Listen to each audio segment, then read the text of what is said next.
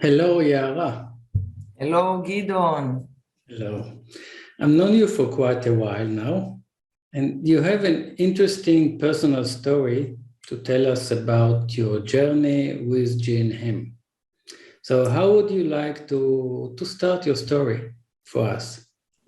Yeah, so before I start my story, I want to say how much I'm excited and very happy to be here in such an event, which is like a kind of dream come true, because I really wanted the GNM to get more global and more spread out to the world. And I truly admire Dr. Hammer's work, and I think it's a great opportunity to celebrate his birthday date and the global GNM organization. So I'm very glad to be here for a start. Yes, we can indeed thank Dr. Vargas for this and Dr. Hammer, GNM, yes. Right, this was a surprise, a very good surprise. Okay, so I know you for quite a while, as I said, but could you tell us or tell the listeners about yourself, about your background, or so that the audience will get to know you better, which is worth, to my opinion. Well, so just the facts for a start. My first degree is industrial engineering, and I worked 25 years or so in the high-tech industry and organizations, teaching organizations how to work with kind of the pyramid upside down in an agile mode, more flexible, less management, more power to the people to make decisions and get the work done in teams. And this is my first profession. I was a co-CEO of a consulting company in Israel, for that matter, a very successful one, and also wrote a book about it, how to run big organization more freely, self-managed, self-organized. Another degree is that about 15 years ago, I was studying Chinese medicine, and I had a clinic for throughout the years sometimes, and I treated people.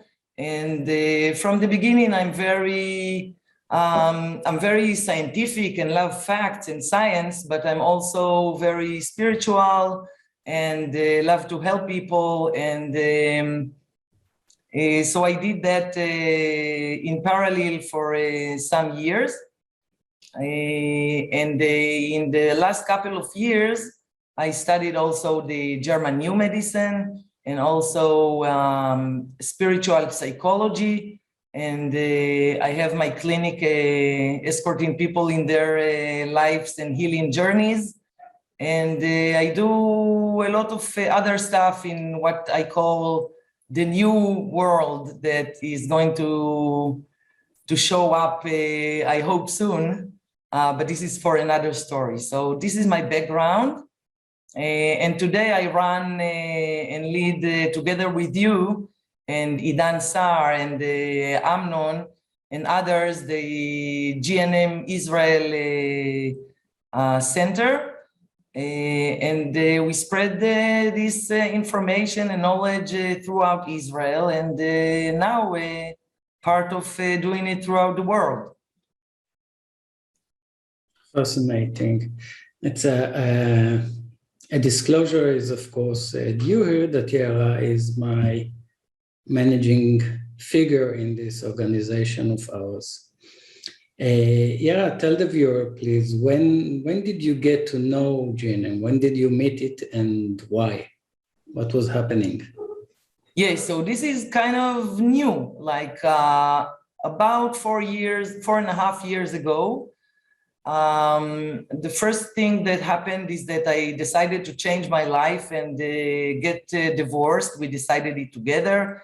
It was kind of a good process, but it's always challenging to spread the family and get separated. So I did that and left home, and 4 months later, I was diagnosed with breast cancer, with milk ducts breast cancer. I had one tumor on the right breast and two smaller findings on the left breast, which means that for one part I was in a healing process, but for the other part I was very caring and worrying about what is going to be with my children.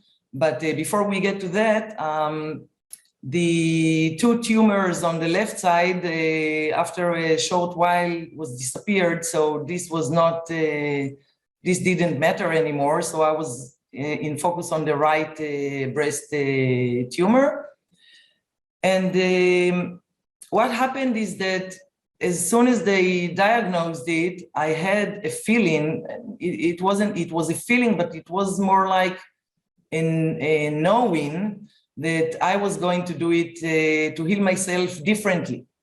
I think I got this understanding or a power or maybe courage to think that way, because I felt like it's a great opportunity for me to do something that is so great, so big. It was like, wow, my time has come to do my my big thing in the world. This was the feeling. What? It was time to do your journey in the world. Yes. I'd like to direct you to help the viewer to understand you're a right-handed person, aren't you? Right. I'm a right-handed person. You had your tumor in your left breast, in your right breast. In my right breast, this was the major one. Yes. Can you tell us what you think the conflict was? Yes, it was obviously a separation conflict from a partner, and I had two kind of conflicts like that. First, it was my home, my husband, which it's not his fault, of course, right? It was a separation conflict of both of us, but I felt it. And I dealt with it for a few years until I got to the decision to leave the house.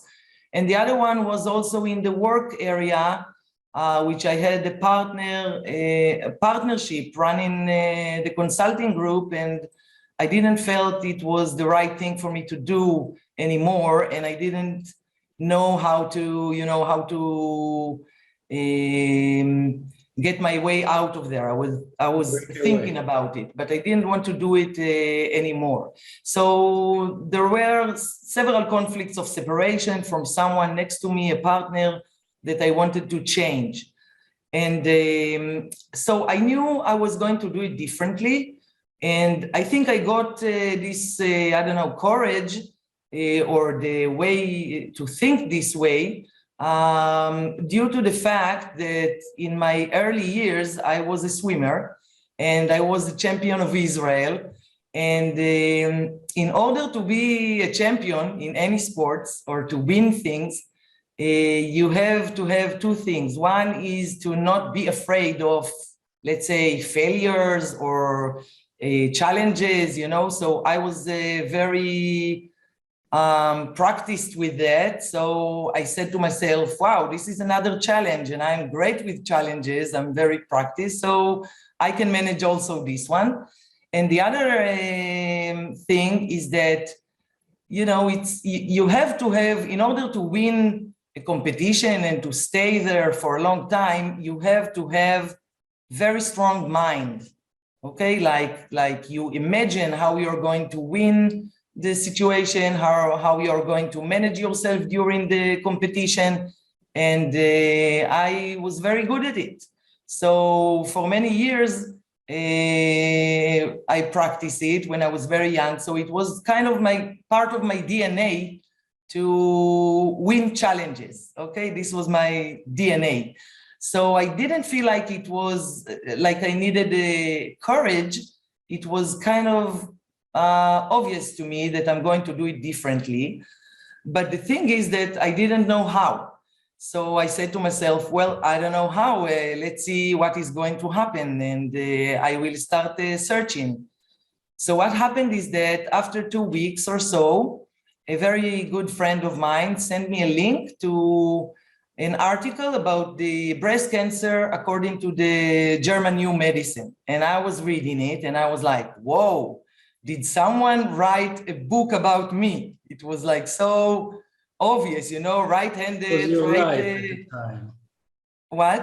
It was your life at the time. Yeah, it was exactly my life at the time. So I was I identified myself in this article very clearly. So Idan, our colleague, wrote this article, and I called him and I said, well, you wrote in words what each cell of my body knows. So I want to meet you. And this is how it started.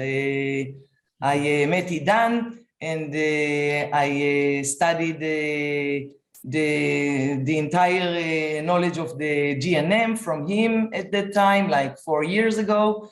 And I wanted to start to heal myself first. And it was so exciting to me and so new and so amazing that I wanted to do something about with it afterwards, which, which led me to where I'm here now with you and leading the Israeli center of the GNM.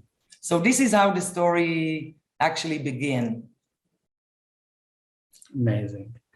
Okay, so tell us some more, or shed some light on the action you took, the way you chose to approach your healing process. What did you do? What did you do in order to heal, actually? And how? Yes.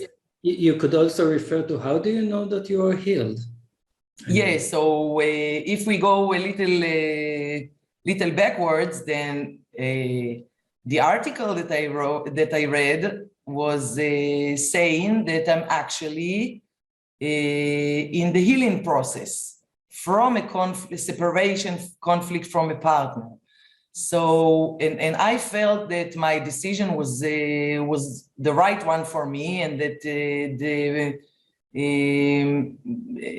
the fact that I left home and started a new life was actually right for me back then. And I said, well, this sounds like I'm in a healing process. So I wanted to understand it better, of course. But it was so obvious, the article, that I felt like I felt very confident, and it was very logical to me what was written there. So I felt very confident about trusting this process and try it at least before doing anything else, and not objecting it from the beginning. So this is one thing. This is how I understood that I'm in the healing process. And well, people always like to know what I did for my healing. Yes, practical actions and not only a high-level story.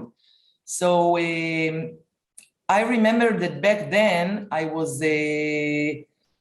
first I was reading, I was very interested in it. So I started reading a lot of books about spirituality and how the world works between, I got to know that we are only 1% approximately of matter and 99% of energy, let's say, and that the real power comes from our consciousness and not from our body, from the matter.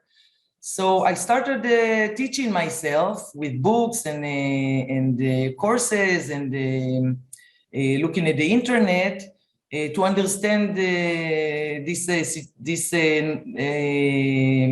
knowledge better. This is one thing I did. Then at the same time, I started to learn spiritual psychology.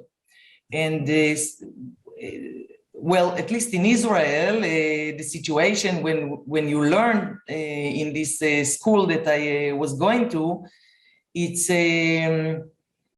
it's not only, they don't only give you tools of what to do and how to do technical tools, it's also that, but it's more about talking and sharing your feeling, your story. And it's like one big treatment for a year, sharing my story, my conflicts, my feelings with other people that actually kind of practicing coaching on me to study how to coach according to spiritual psychology. And the mantra, the great mantra of spiritual psychology is that the outer reality, if we call it, comes from the inner state and nothing else. So I understood that I had to go in. I cannot go outside and blame my husband or anybody else out there that this thing happened to me. It's only about myself, and to get to know myself better, to understand why I have conflict with separation. And slowly I realized, for example, that I was very, what I realized about myself, for example, is that I was always wanting to satisfy others before I satisfy my own needs. I was very much for others, but very less for myself.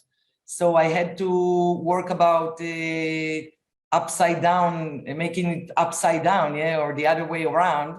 And another thing I realized is that I was, I thought I needed someone out there in order to continue life. I needed a partner. I couldn't do it alone. I was dependent. I felt like I was dependent on others to be happy, to be successful. So I wanted to change that too, so I can get confidence, more confidence about myself, my own way, which I also realized was kind of very different from others sometimes, but I didn't let myself the freedom to be myself, to be there. So the first thing I realized is that I want to really understand myself, to know myself better, and to start be exactly who I am, no matter what the people outside me say. So I started working on this path. I can give some examples, practical examples of how I, for example, managed to leave the house. Okay, for example, I had a very big challenge because we both wanted to stay in the house we lived in for more than 10 years, and I knew that I'm not a fighting person. I'm not for fights, and I never been. So I knew I'm not going to fight for it. I'm not this kind of person. So, but I really wanted to stay home, and I was kind of attached to it. And I said to myself, well, I'm not going to win this situation. I'm going to let my husband stay in the house due to many other reasons, which were logical at that time. And I thought he deserved it. It was for him. And but I didn't know. I asked myself, well, how can I go along with it? And I asked myself, well, why am I attached to matter, to four walls, to a house? Why is it so difficult to me to leave the house? So back then I was reading one of Tony Robbins' books, and that evening, I think, or a day before, I was reading about a tool that he calls what's good about it. No matter what happens to you, ask yourself, what's good about it? So I decided to use the tool and see how it works, just try anything that could help me. So I went to sleep with the thought of what's good in it, what's good about leaving the house. And from moment to moment, I realized that leaving the house, I can pick another house that is more suitable to me, and maybe is more big, so I have more space for me and the children, and I can make it as beautiful as I want it to be, and it's only my decisions, and buy new stuff that I wanted. And I also understood that if I go for another place nearby, another area to live in, then my children will have more friends, better schools, more activities with more children, which was in the area I lived in, it was a little bit missing. So suddenly, after, I don't know, maybe an hour of thinking, I was like, whoa, this future is so pink. I hope my partner will not change his mind, because the only thing I want is to go forward and leave the house. So I went to sleep and woke up the morning with excitement instead of my poor feeling at the earlier night. So one tool is what's good about it. Every person, it's a very easy tool, and every person can find the good things about every situation that comes. Great. It's very interesting to see the process, but those were mental process, actually, what you did. Did you do anything that is practical, that is in the matter, not in the spirit? Yeah, so at the beginning, I went for a little bit Chinese medicine, few appointments. I didn't change my nutrition, because I always was in the right place for me. I was not eating junk anyway. So I said to myself, this is not the way. I didn't feel like I had to let go of any sugar or give up some kinds of foods. I felt this was, I was okay in that area. And I went for massages, reflexology, few treatments like that, but it wasn't the core of your treatment, as I understand. No, treatments. You had good feeling from those treatments. Yes. It's more than that. After doing some of it, and also the consciousness process, the mental process, I really understood. I felt that the mental process is much more helpful and right for me. And not going out for treatment and other people thinking and advising me. I wanted to be my own advisor, and I felt this was the right way for me to look inside and see within myself, by myself, which I'm used to do. I like to do processes on my own and go through experiences and practice things on a daily basis on my own. I'm very interested in something that we meet in our work on actually daily basis. You were diagnosed by medical medicine, by academic medicine. You're diagnosed with cancer. So when most people are getting very harsh and even abusive diagnosis, which as I see, didn't touch you really hard. But what was the reaction of your doctors? Or did you do anything with regular medicine? Any treatment also? And if you didn't, what was the reaction that you have received from your physicians? Okay, this is a good question and interesting to tell, as you know.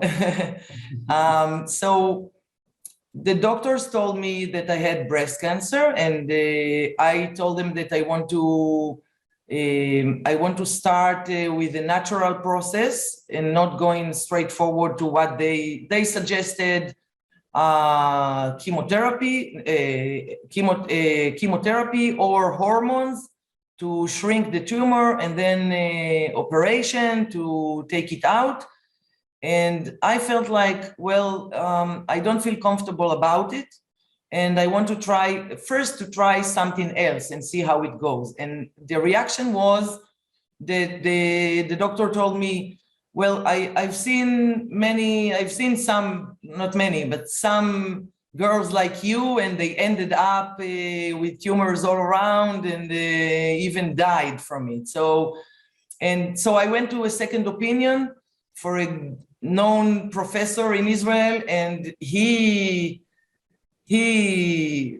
actually said to me that if he didn't want to escort me in a natural process, and he said, if you're going to live in 3 months from now, then come back and we can tell the story and so on. So I understood he gave me around 3 months to live, and I was like, I kind of felt angry about it a little bit. This was not very angry, but an anger and the thought of, well, you don't know me. This is me here, and I'm so alive. So I told him, well, I'm different. You never met me yet, and I'm not in the statistics of any statistics. And I'm going to come back in few months alive, and we are going to tell the story, So to make the story, the finish of the story on the side is that after 1 year, I went back to him and told him, well, this is what you said. Remember, I showed him the paper that he wrote about, and I told him, well, let's write the article, I succeeded. And of course, he was very surprised, and he said, no, I'm not going to write an article, which I kind of, I was prepared for it, of course, yeah, but I had the feeling that I want to sit there and look him in the eye and tell him that I am alive. And because, the doctors sometimes tell you how much time you live to be alive, so people, and it's very scary for most of the people. And also, if someone tells you that you are going to live only, I don't know, 3 months more, 1 year more, then if you're very afraid and you believe it, then you might get to the maximum of 3 years of living or the 1 year of living and this is very dangerous in my mind. I mean, even if the statistics say this is going to happen, this is what usually happens or mostly happen, you don't have to tell people, you have to encourage people, you have to to give them hope in the process, because as we said before, the mental and the beliefs, the mental process and the beliefs of a person is much stronger and impact the biology and physiology of that person much more than what happens in the body. So I felt angry about it. I was like, why are you speaking to me like that, But lucky me, I had the tools to overcome it and not get afraid.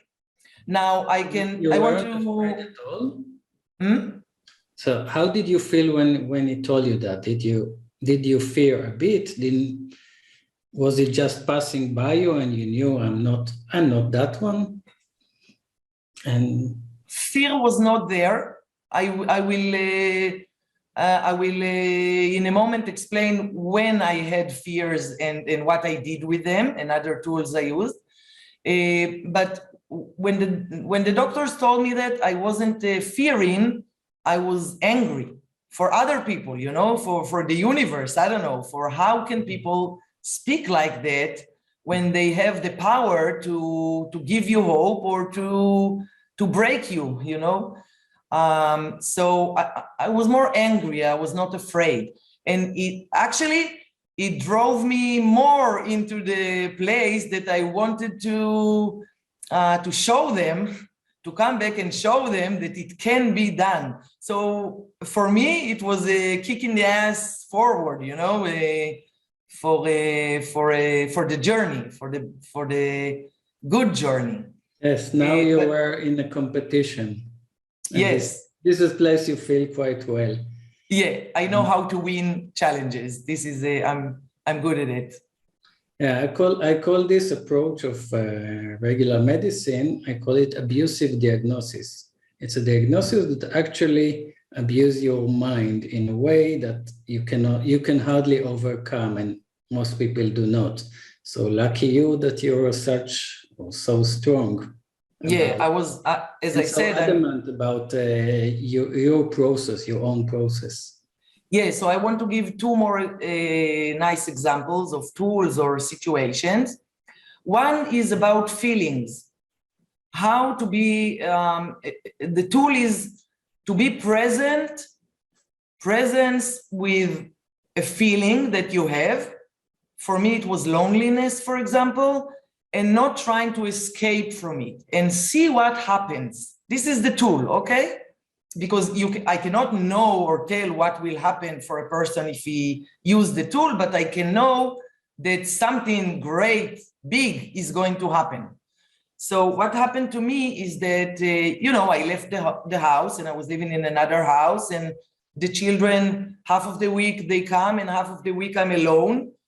And at the beginning, I remember one day I was sitting alone at my house, and I felt terrible about it. I was like, wow, I'm so lonely. What can I do? And the first thing that came to my mind is to call my friend, to go meet someone, to, you know, to talk to people, to go out, to not be alone.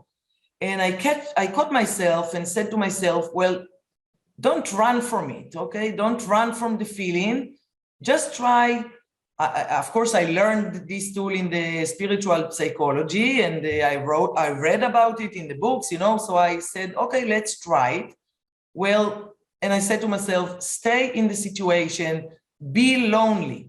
And I spoke to myself and said, well, Yaara, loneliness, Yaara, shake hands, let's meet. This is the feeling that is called feeling lonely. And I just stay there.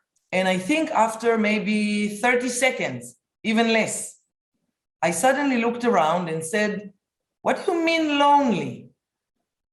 I was dreaming about being alone and that I could read the book I want without anybody interrupting, or I can watch a movie on TV, or I can go for a walk around with nothing on my shoulders. And suddenly I'm sitting here inside my great dream and wishes, and I feel lonely? No. So after 30 seconds, I saw a pink picture again, you know? So I remember I took a book and I started reading or watched a movie, something like that. And I was like, wow, this is so much fun.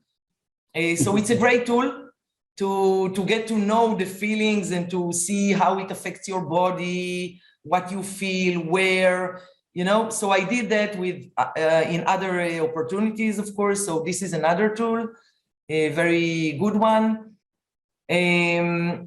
Another thing is that you asked about the fear, and I wanted to say that I had several times that I was alone at the house. It was night, like, I don't know, maybe 2 o'clock in the morning.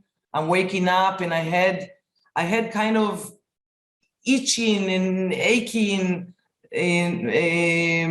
around the breast and the shoulder, you know, and I was like, the first thought that came into my mind was like, oh no, what did I do? Maybe I'm stupid, maybe it's the wrong direction, maybe I'm wrong, you know, and maybe I'm mistaken to go this path. And I immediately decided to change my thinking about it and say, no, you learned in the German New Medicine that this is, remind yourself, this is the healing process. And sometimes you can have fever, you can have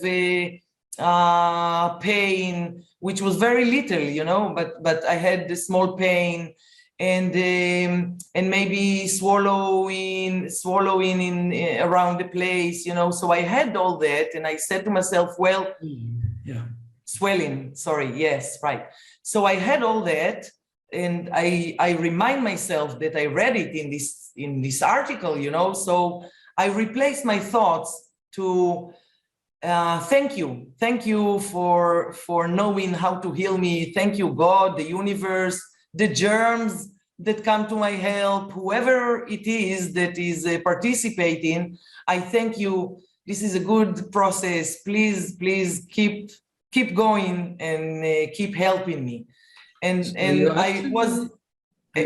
I was relaxed only by thinking this way, you know. So you actually took the symptom, and the pain and the itching and whatever, and the warmth, and you made an advantage out of it. You saw that it is in your advantage.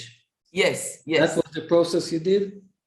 Yes, and you know, it's not that I did it because I'm very brave or so, but because let's say I had two books.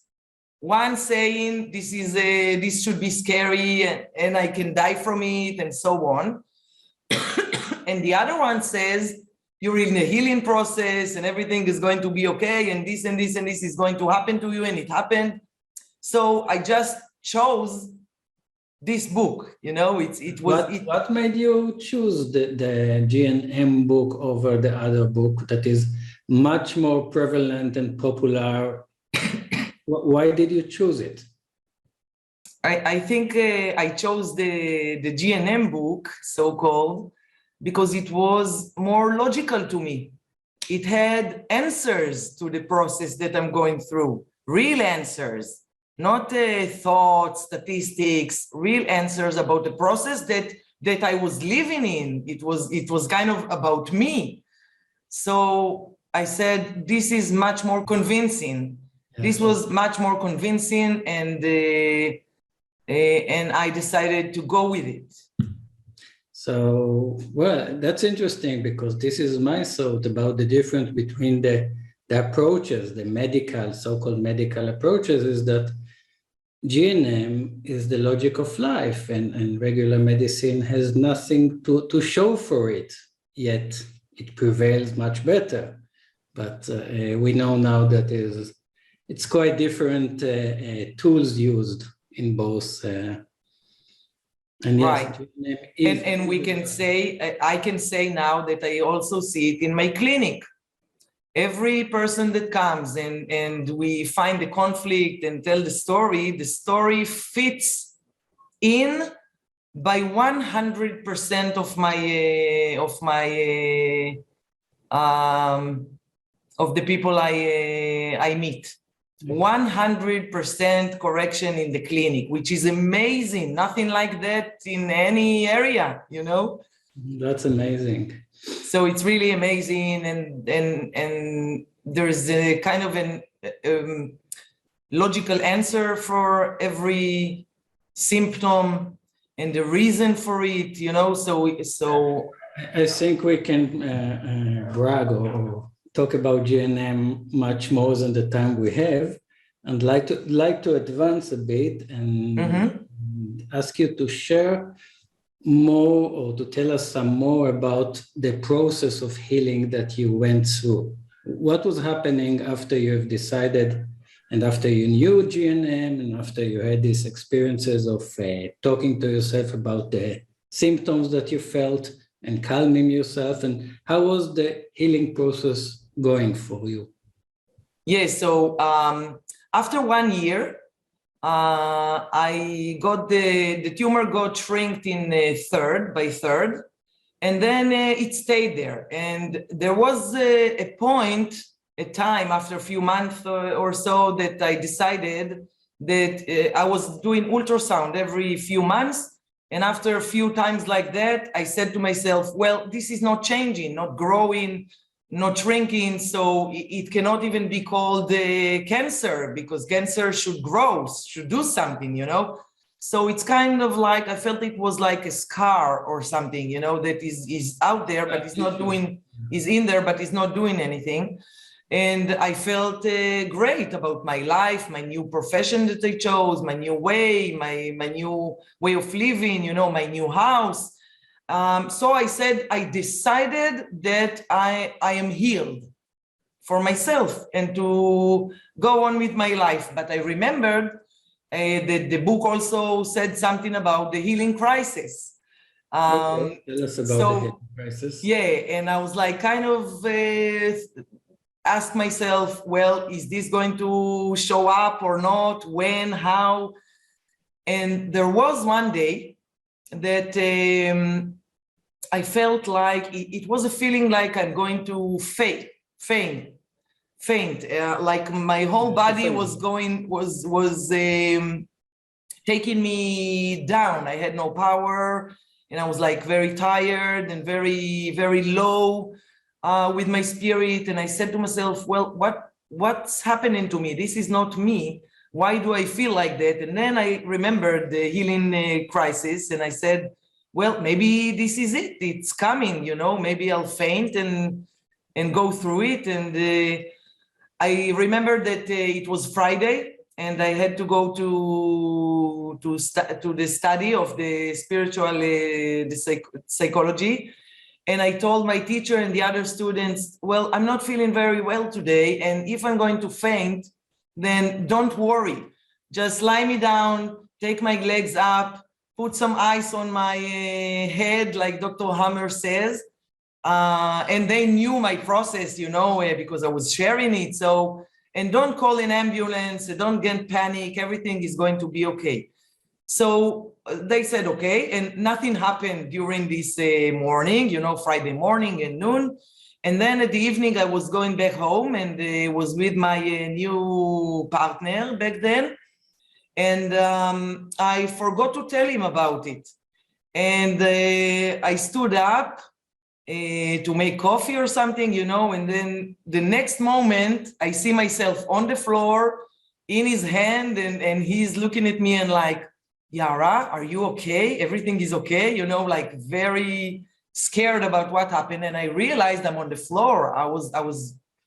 I fainted, you know?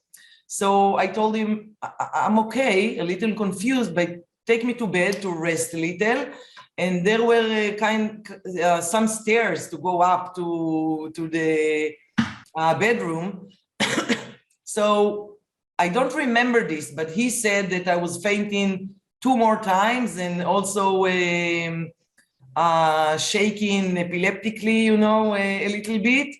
And then he lay me down on the bed. And I think after like half an hour, I came back to myself, and everything came back to normal. I felt energetic again, and I felt happy, really happy. I felt like it was a very interesting process, not scary. I was not in control, you know. I lost my conscious for the several moments there. So I didn't know really what was happening, but I knew the whole process. And I felt happy about it. I said to myself and to him, wow, it was like by the book, as we call it, you know. So it was smooth, and I said, wow, this is so amazing. I have to do something with it. Yeah, you know, and I hear this story from you, not the first time. It always gives me goosebump in my skin. I say, if you have that, then it's true what I say, you know, it's the right thing. What about, you also had a Hashimoto condition, a thyroid condition at the time, haven't you? Yeah. So I went on with my life after feeling completely healed, you know, and I said to myself, well, I have Hashimoto. For 12 years, I take L-Troxine, you know, pills every morning. Back then, I tried to do yoga and change my foods, but nothing helped me. to get over the situation. So I said to myself, well, I kind of recognize the conflict that I had 12 years ago, and it is solved, so I can get rid of the pills and heal the Hashimoto also. So I went to the doctor that the family doctor that helped me with the cancer. She gave me the ultrasounds and they agreed to follow me to follow the process with me. To escort you, yeah. So I asked her, well, I want to do this now, and she said, no way, this is not like the cancer. This is something, well, your endocrine gland is not functioning anymore. It will not come back to life. You know, it's because of the pills, and it's a long process. And I said, well, I can always go back to the pills, but I'm willing to go for it, to try and see if it's true, you know? Okay. So I decided to go alone with the process. Surprising. Stop the medication. That's what you mean. Yeah, to stop the medication, but not immediately, of course. I did it slowly, day by day, little by little. It took me like, I think 3 months to get rid of the pills and to go to zero. And I think it took around half a year that the glade was going up, TSH was going up, a little going down, was getting a little crazy. But I always saw improvement, you know? And after around half a year, I went to normal or almost normal. And I see that the glade is actually functioning back again, you know. And now it's been, I think, 2.5 years, even 3 years that I take no pills and I feel great, and Hashimoto is gone. Right. So this is great, and I will not go into it, but I have stories about, then I started to try it at home, you know, on my cat and with my children. And now I actually live my life according to the GNM. I'm not afraid of life anymore and challenges and even kind of sickness situations, because I know the processes and I trust the processes. And this is how I live now. Very, very interesting. Okay, and do you have any final words to summarize this interview and the experience you are describing? Yes, so I want to first start with two major insights that I can share.